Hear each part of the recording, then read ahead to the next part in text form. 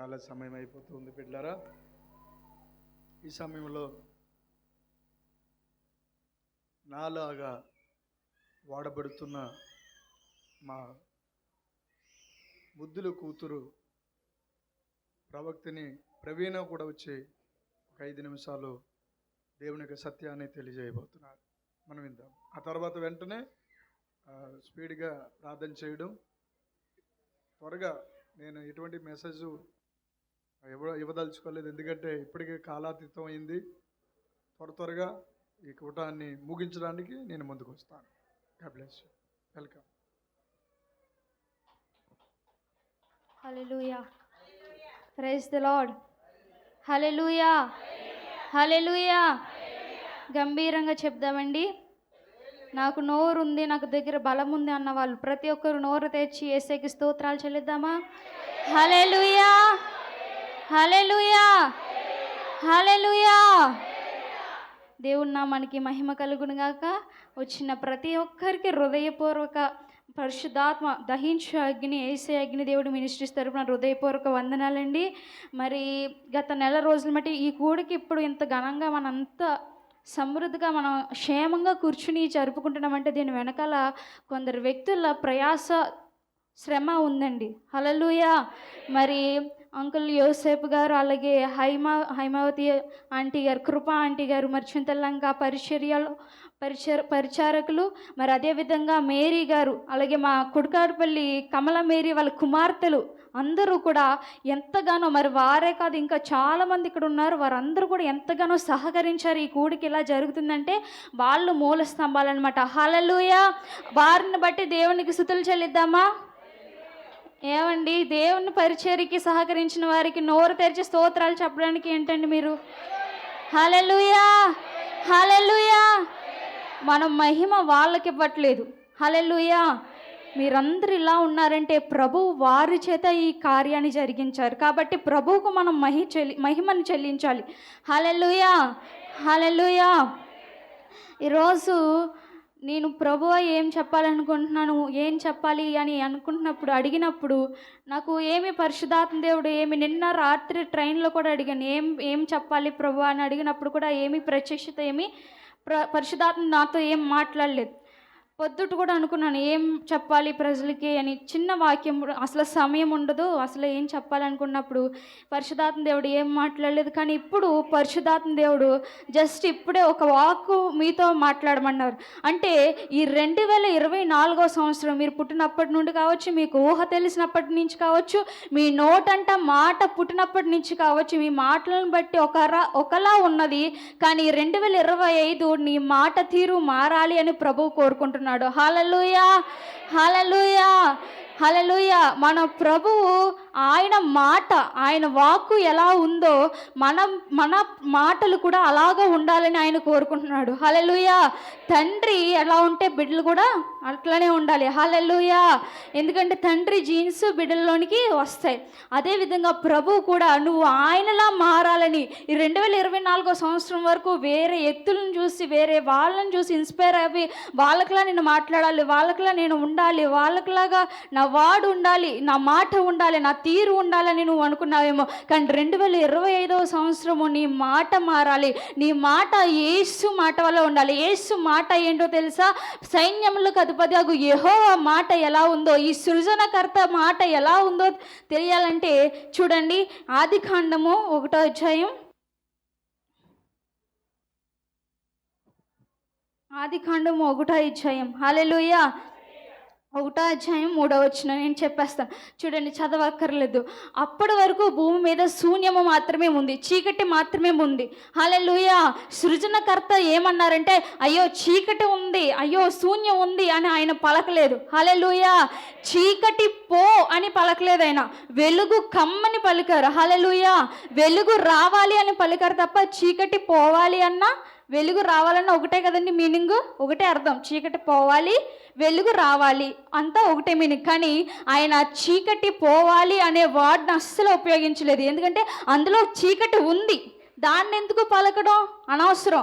అందుకని చెప్పేసి ఆయన వెలుగు, హల్లెలూయా, సమృద్ధిని పలుకుతున్నాడు, క్షేమాన్ని పలుకుతున్నాడు, అభివృద్ధిని పలుకుతున్నాడు. ఇప్పుడు నీ కుటుంబాల్లో కూడా ఇప్పటి వరకు ఈ 2024వ సంవత్సరం వరకు కూడా ఈ రోజు వరకు కూడా నా కొడుకు ఇలా నా కొడుకులు గొడవలు పెట్టుకోకూడదు, మా కుటుంబంలో గొడవలు ఉండకూడదు, మా కుటుంబంలో కలహాలు ఉండకూడదు, మా కుటుంబంలో అప్పులు ఉండకూడదు అని నువ్వు ఏవైతే పలికావో అప్పులు ఉండకూడదు అంటున్నావు.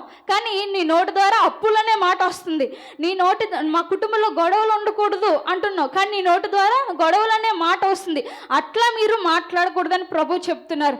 ఎట్లా మాట్లాడాలంటే నా కుటుంబం సమృద్ధి కలిగి ఉంటుంది, నా కుటుంబం క్షేమం కలిగి ఉంటుంది, నా కొడుకులు ఐశ్వర్యవంతులు అవుతారు, నేను ఐశ్వర్యవంతురాలను అవుతాను అని పలకాలి. నా కుటుంబంలో సమాధానం ఉంటుందని పలకాలి. అంతే తప్ప నా కుటుంబంలో గొడవలు ఉండకూడదు అనే మాట రాకూడదు. హల్లెలూయా. మీరు ప్రభు ఏం మాట్లాడుతున్నారంటే మీ వాక్కు పాజిటివ్గా ఉండాలని ప్రభు మాట్లాడుతున్నాడు. ఈ 2025వ సంవత్సరంలో నా వాక్కును నేను మార్చుకుంటాను, నా మాటను నేను మార్చుకుంటాను అన్న వారు యేసుకి స్తోత్రాలు చెల్లించండి. ఎవరైతే మీ మాట తీరును, మీ మాటను మార్చుకుంటారో వారి జీవితాల్లో సమృద్ధి, క్షేమము, ఆనంద, ఐశ్వర్యాలతో 2025 సంవత్సరం అంతా ప్రభు నింపబోతున్నాడు. హల్లెలూయా, హల్లెలూయా, హల్లెలూయా. దేవుడు అదేవిధంగా మరియమ్మకి కూడా దేవదూత వచ్చి చెబుతుంది, అరే నాకు శుభము కలుగుతుంది అని పలుకుతున్నప్పుడు, నేను పురుషుని ఎరగిన దానిని కదా, నాకెట్లా జరుగుతుంది ఆ విషయం, నేనెట్లాగా గర్భవతిని అవుతానని ఆవిడ సందేహించినప్పటికీ పరిశుద్ధాత్మ వలన ఆమె గర్భవతి పొందుతుంది అనే వార్తని వినిన తర్వాత ఆ శుభము అనే వాటిని, ఆ శుభము అనే మాటను, ఆ వాక్కును ఆవిడ పట్టుకునే ధైర్యము కలిగి చూడండి, యూదులు ఒక ఆచారం ఉంటుంది, ఇశ్రాయేలుకి ఒక ఆచారం ఉంటుంది. ఏమిటంటే పెండ్లి కాకుండా ఎవరైనా గర్భవతురాలు అవుతే ఆమెను ఏం చేస్తారంటే రాళ్ళు ఇచ్చి కొట్టి చంపేయాలన్నమాట. అది ఆచారం. కానీ ఆవిడ ఏం చేసిందంటే ఈ లోకానికి రక్షకుడు వస్తున్నాడు, అప్పటి వరకు వాళ్ళందరికీ తెలుసు, వాళ్ళందరూ కూడా విశ్వసిస్తున్నారు మెస్సయ్య వస్తాడు అని. కానీ ఈవిడ నిజంగా హృదయపూర్వకంగా విశ్వసించింది మెస్సయ్య వస్తాడని. హృదయపూర్వకంగా విశ్వసించి తన మీద నిందను మోపుకోవడానికి కూడా వెనుక తీయలేదు. హల్లెలూయా. తనని ఎంతమంది ఎన్ని మాటలు అన్నప్పటికీ ఆ మాటలు, ఆ నెగిటివ్ వర్డ్స్ అన్నిటిని పక్కన పెట్టి ఓన్లీ ఒక word, only one positive word ఏంటంటే నీకు శుభము కలుగును గాక అనే మాటను పట్టుకుని ఈ లోకానికి రక్షకునికి జన్మడవడానికి సిద్ధమైంది. హల్లెలూయా, హల్లెలూయా. ఆ మరియా వలె మీరు ఈ లోకంలో మీరు చూడండి, ఏమైనా మీరు సిగ్గుపడతారు కొంతమంది. ఏంటి నా కొడుకులు ఐశ్వర్యవంతులు అవ్వాలి, నా కుటుంబం ఇలా ఉండాలని చెప్పినప్పుడు ఎందుకు సిగ్గుపడతారు? హల్లెలూయా. మనం ఆనందాన్ని, మన ఒక సమృద్ధిని మన నోటి ద్వారా పలుకుతున్నప్పుడు మనకి సిగ్గు రాకూడదు. హల్లెలూయా. ఎదుటివారి ఎదురుగా మీ కుటుంబీకుల్ని ఎప్పుడూ కించపరచకండి. ఇది ప్రభు ఇస్తున్న మాట. హల్లెలూయా, హల్లెలూయా. నీ కుటుంబాన్ని, నీ బిడ్డలను, నీ జీవితాన్ని ఈ 2025 సంవత్సరము ఎల్లప్పుడూ ఆశీర్వాద వచనాలతో పలుకు. హల్లెలూయా. ఇది ప్రభు ఇస్తున్న మాట. అదేవిధంగా మరియా ఇప్పుడు ఏమైంది, ఒక శుభము. ఇతరులు ఎన్నో నెగిటివ్ వర్డ్స్ చెప్పారు, కానీ ఆ మాటలన్నీ పక్కన పెట్టి ఆమెను రాళ్ళిచ్చిన కొడతారు. ఆమెను ఎట్లాగైనా యూదా మత ప్రచారకులు, యూదా మతస్థులు ఎవరైనా సరే ఆమెను నిందించినప్పటికీ ఆ మాటలను, ఆ వాడిని కుటుంబం తృణీకరించినప్పటికీ ఆ తృణీకారాలన్నిటినీ పక్కన పెట్టేసి ఒక లోక రక్షకుని, ఒక నిజ రక్షకుణ్ణి, ఒక మహోన్నత దేవుణ్ణి తన గర్భాన్ని మోయడానికి సిద్ధపడింది. ఆమె ఈ చరిత్ర నిలిచినంత వరకు కూడా ఆమె పేరు పలుకుతుంది. హల్లెలూయా. మన హ్యాపీ తర్వాత మేరీ క్రిస్మస్. చరిత్ర భూమి ఉన్నంత వరకు కూడా ఆమె పేరు మారు మ్రోగుతూనే ఉంటుంది. ఎందువల్ల అంటే ఒకే ఒక శుభము అనే మాటను పట్టుకుంది. ఈరోజు నువ్వు కూడా ఈ శుభము, నీ జీవితంలో ఆశీర్వాదం కలుగుతుంది అనే మాటను మోయి, అదేవిధంగా క్రీస్తును నువ్వు గర్భాన ధరించు, క్రీస్తును నువ్వు లోకానికి పరిచయం చేయి, నువ్వు మరి అవలే ఆశీర్వదించబడతావు. హల్లెలూయా, హల్లెలూయా. దేవుడు ఈ వాక్యాన్ని దీవించునుగాక. అదేవిధంగా ఒక మాట చెప్పమంటున్నాను, ఏమంటున్నారు, మరియా మరియాను తృణీకరించారు కదండి. చాలామంది కుటుంబీకులు, బంధువులు అందరూ తృణీకరించారు.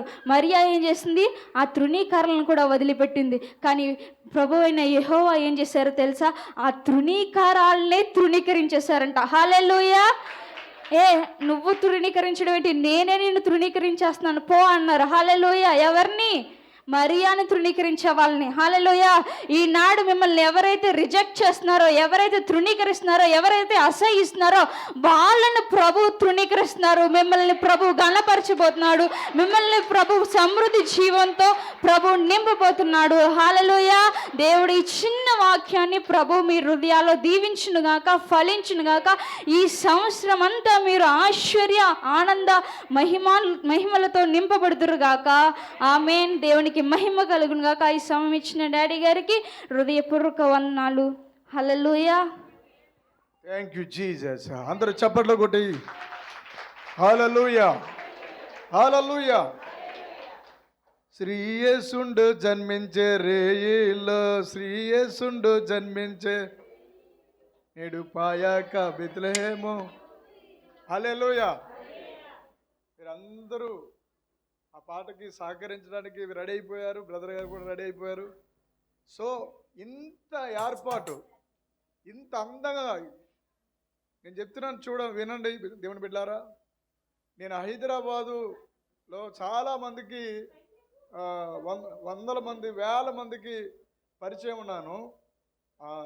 వాళ్ళెవరో నాకు తెలియదు, వాళ్ళని ఎప్పుడు నేను చూసి ఉండను. కానీ ఫోన్ ద్వారా ప్రార్థన చేయడం అలాగా చేస్తున్న సమయంలో నలపర్తుపాడు నుంచి, చింతల్లంకలో నుంచి హైదరాబాదు, ఆంధ్ర